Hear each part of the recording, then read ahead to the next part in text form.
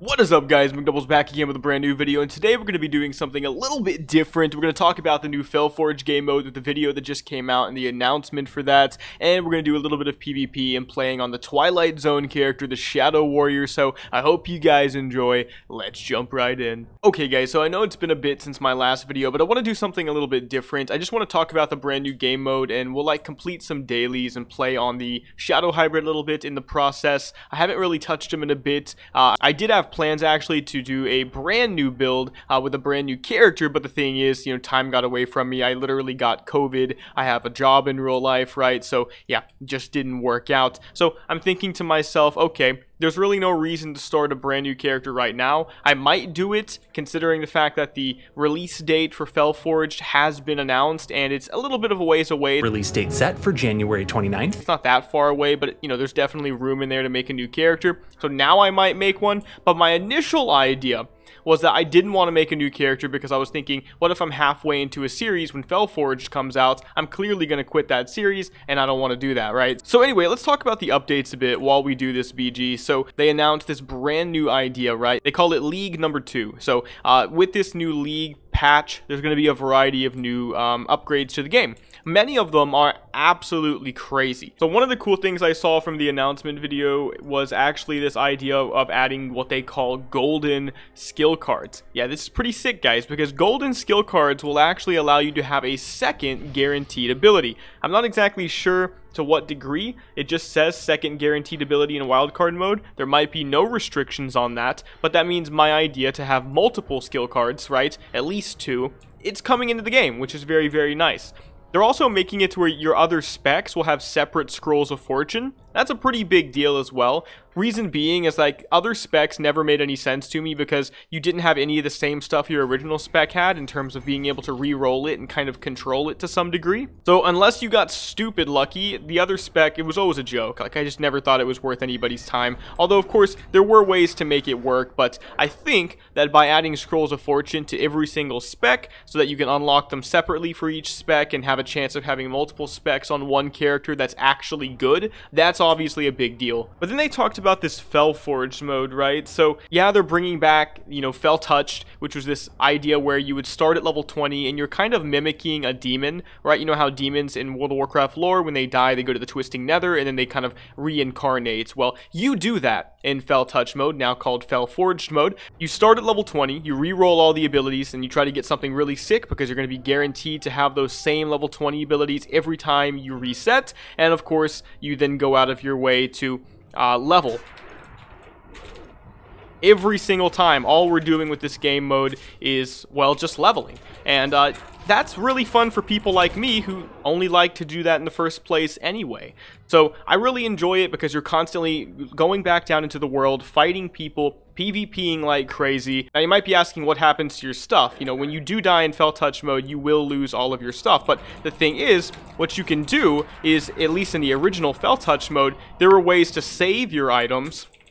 And those ways to save your items would be like putting bags in your bank and then putting items in those bags. Oh my god, he didn't die. Okay, he's dead. So yeah, stuff like that. So maybe there'll be something like that, and that allows you to, again, save items that you otherwise, wouldn't have had. And so that's going to give you an advantage on your next playthrough. God, this guy's a tank. Alright, we're on these guys. I'm still using the Divine Storm with this one. It's kind of wonky. Gotta get back to my healer. Alright, we're on this guy. Nice.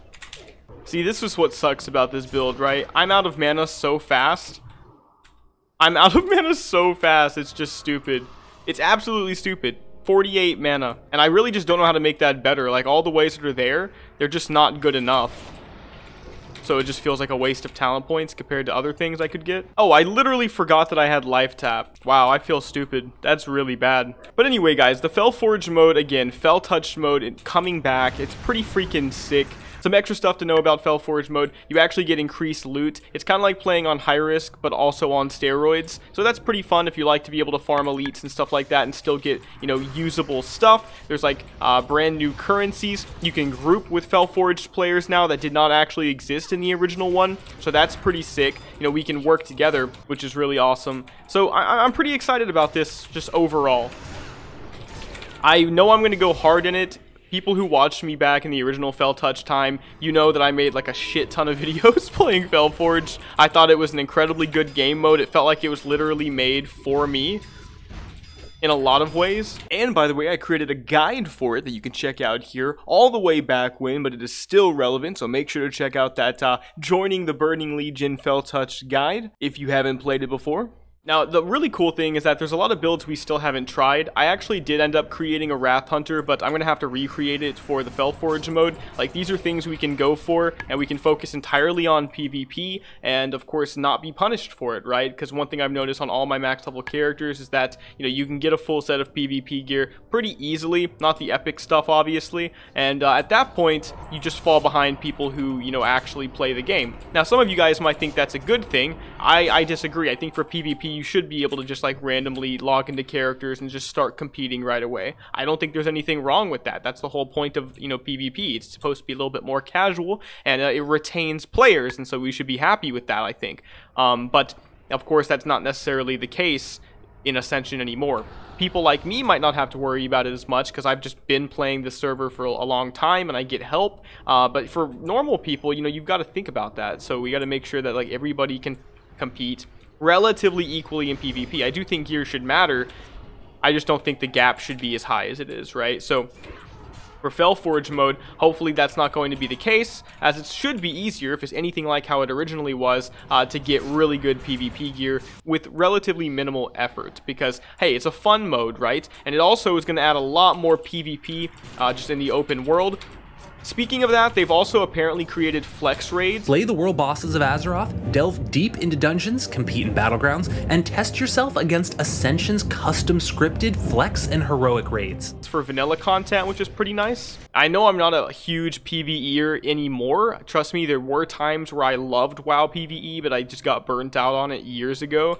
But the thing is, doing anything custom is still fun to me, and flex rating vanilla stuff and maybe getting that gear, right? I'm assuming that's going to be obtainable, and seeing how that stacks up, you know, assuming the gear is actually a part of it, otherwise that's kind of lame. That is really fun. Hey, we actually won and we completed the daily. But yeah, that actually does sound really fun, doing the flex vanilla stuff. And, you know, also world bosses from vanilla, they're going to be, you know, created to where you can fight them at level 70. That's pretty cool as well. So more incentives to go out into the wild. Another thing on Fel-Forged mode that they added is that they're actually going to create Fel-Forged challenge modes. Forged challenges typically require both killing a set number of heroes as well as reaching max level with a dangerous handicap. In total, there are 25 unique challenges with 10 tiers each. This is going to give you another really big drawback in return for a really big plus, kind of like Nightmare mode, and how if you reach max in that mode, you get, you know, a bunch of loot. It's a little bit smaller scale in this regard, though. There's going to be a variety of different tiers that you can do, just to, you know, set it to your own personal play style. And then with that being said, you will obviously receive something called Fel-Forged crests in return for completing these challenges. And this gets you transmog, and I'm assuming perhaps even decent gear. So just more progression, right? So I was actually looking at the video again. They're also giving us more Scrolls of Fortune now, which means more rerolls, and it looks like it's just a quest chain of some kind to receive them, and you get them on every single spec that you might have. You know, even my Twilight Zone character, I have a second spec, and I'll show it to you guys now. The thing is, it's just so garbage, I would never ever touch it. I didn't have any Scrolls of Fortune, and now of course they're fixing that, but also, I didn't want to spend Scrolls of Fortune on something so random and bad because I couldn't guarantee that it was ever going to be worth my time. Now, to some degree, perhaps not on existing characters, but on brand new characters, I might have that kind of leeway to where I could actually maintain multiple specs, not just have them. So you can see that I have some kind of weird Shadow Hunter crap going on that I actually rolled. It's actually really cool conceptually speaking, but again, I just don't have the means to make it work. It has a bunch of garbage in it as well, and, you know, mostly Druid crap. That just kind of really sucks. So there's not much I can do with it. You know, also some random shaman crap that's not good, and you know, crap like Drain Life, Firestone. Firestone might not actually be too bad, but nonetheless, you can just see that it's not really something I can work with right now because I'd rather be putting everything towards my first spec. well, if they're going to give me free Scrolls of Fortune on this spec now, I can actually play it, and that's really, really fun. I would love to have one character that can do many, many things. I don't mind having to obviously get the gear and stuff for those many different things, right? I just want it to be, you know, realistically obtainable. Because here's the thing, like, this is very much a casual game, I think, so, you know, not appealing to that has always been a mistake. The WoW player base is getting older, and it's not that we're not up for a challenge. I think that in many regards, it's just that we've just done WoW so much. At this point, you know, the mundane parts need to be sped up a bit just to be worth it. At least that's how I feel. But overall, I'm thinking that there's a lot of really cool changes. I'm excited to see the new random enchants. I haven't actually gotten to see them specifically what they are. I don't even know if they've released it. They just kind of said that there's going to be new builds. That's always fun, though. But also, again, guys, can we talk about getting 2 sealed cards now? You know, you can get things like Ice Lash, right, if you go for the random enchant for it, and you start with Flame Lash or Fire Lash, whatever it's called. You can do that, and you can also, at the same time, still guarantee, like, Frost Shock, and then do, like, a true Frost hybrid build to some degree, or Frostbrand weapon, right?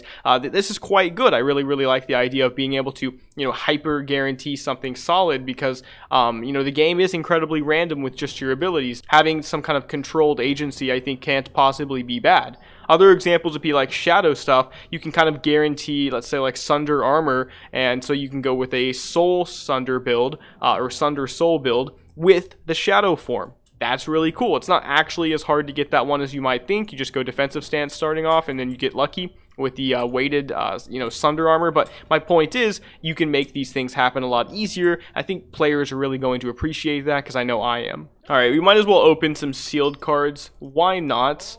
Since we can afford it, but we can't afford Scrolls of Fortune anymore. Again, this is kind of detailing why giving every spec Scrolls of Fortune quests, you know, separately is a big deal, because I can't even do anything. Anyway, let's see what we get from these sealed cards. Wind Shear, that's interesting. Blizzard, I know there's a Blizzard build. Wow, this might be the worst haul of all time. I'm going to trade in like 10. And we'll get 2 more from this guy right here, and we'll see if we actually pull something. Storm Strike! Dude! I actually didn't expect that.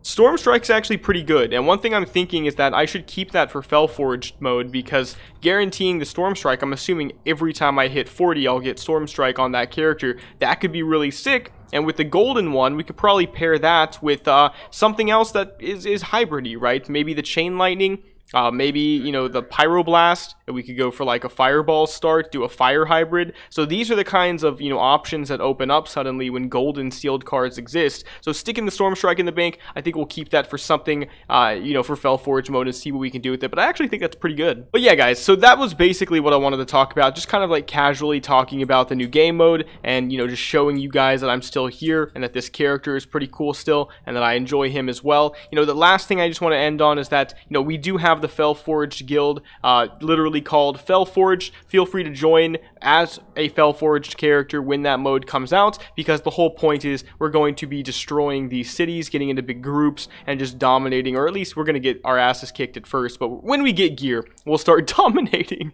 some of the normies of the world, right? I hope we can, like, kind of not invade Shattrath, but maybe, like, own outside, because Shattrath is a sanctuary zone, but at the very minimum, like, we're going to go to Orgrimmar, we're going to go to Stormwind. It's going to be really fun, so please feel free to join and be a part of that.